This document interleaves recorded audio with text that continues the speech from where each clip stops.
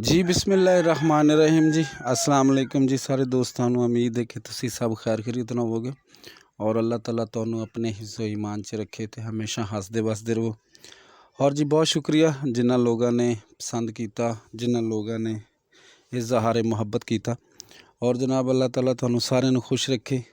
और जनाब मकसद मेन यो ही है कि जिस तरह कि नब्ज़ दे माहिर दोस्त अहबाब होण और जनाब अच्छे तरीके नाल इलाज मुआलजा होए और उहदे विच उन्हां दी तरक्की दा बायस बने और लोग जिहड़े ने इन्हां नू अच्छे तरीके नाल समझ के करनगे ते मज़ीद बेहतरी आएगी।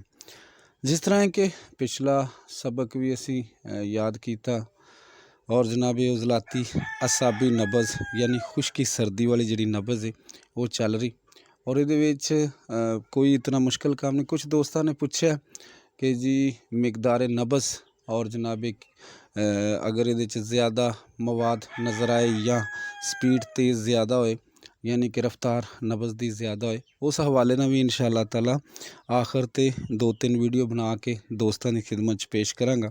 सिर्फ और सिर्फ हुण जिहड़ा असी सिखा रहे हैं वो सिर्फ और सिर्फ इस वजह तो कि सिर्फ और सिर्फ इनू थोड़ा जा समझ के दोस्त जिहड़े ने वो अपना अपना समझ के चलन और इंशाअल्लाह ताला जदों दोबारा वीडियो बनावांगे ਉਹਦੇ ਵਿੱਚ इंशाअल्लाह ताला ਆਪਾਂ ਉਹਦੇ ਵਿੱਚ ਸਾਰੇ ਦੋਸਤਾਂ ਨੂੰ ਸਿਖਾ ਦੇਵਾਂਗੇ ਕਿ ਜੀ ਇਹਦੇ 'ਚ ਨਬਜ਼ ਦਾ ਕਿਸ ਤਰ੍ਹਾਂ ਤੁਸੀਂ ਜਾਇਜ਼ਾ ਲੈ ਸਕਦੇ ਜੀ ਕਿ ਜ਼ਿਆਦਾ ਹੈ ਜਾਂ ਕਮ ਹੈ।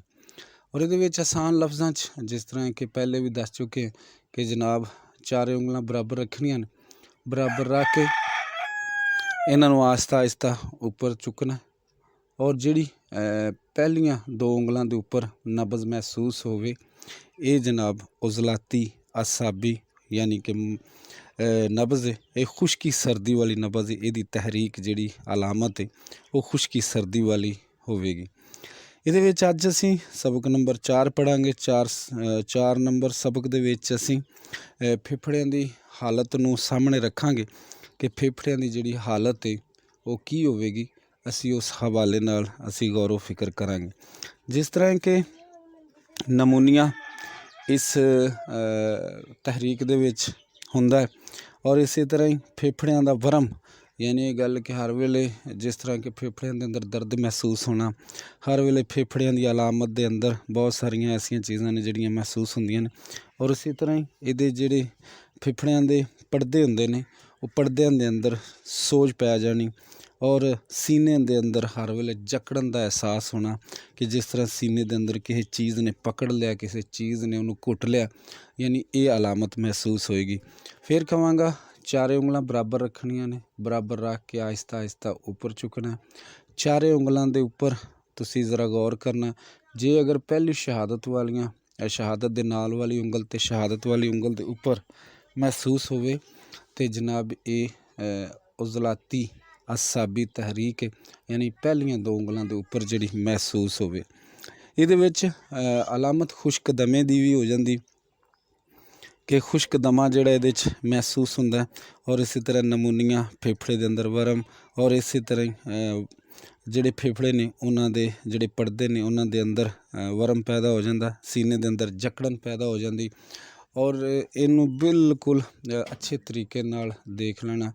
बिल्कुल जदों अच्छे तरीके नाल देखोगे तो तुहानू 100% कामयाबी मिलेगी। जिस तरह कि गौर नाल देखना आहिस्ता आहिस्ता असी चुकांगे जिहड़ियां पहलियां शहादत दियां जिहड़ी शहादत दे नाल वाली उंगल इहदे उपर जिहड़ी नब्ज़ महसूस होवे ये उज़लाती असाबी खुश्की सर्दी वाली नब्ज़ होएगी और इहदे विच फेफड़ियां दे अंदर जिहड़ी अलामत पैदा होएगी वो तुहाडे सामने कि जनाब इनू तुसी बड़ी गौर नाल वेखोगे तो इंशाअल्लाह ताला तुसी इहदे माहिर हो जाओगे।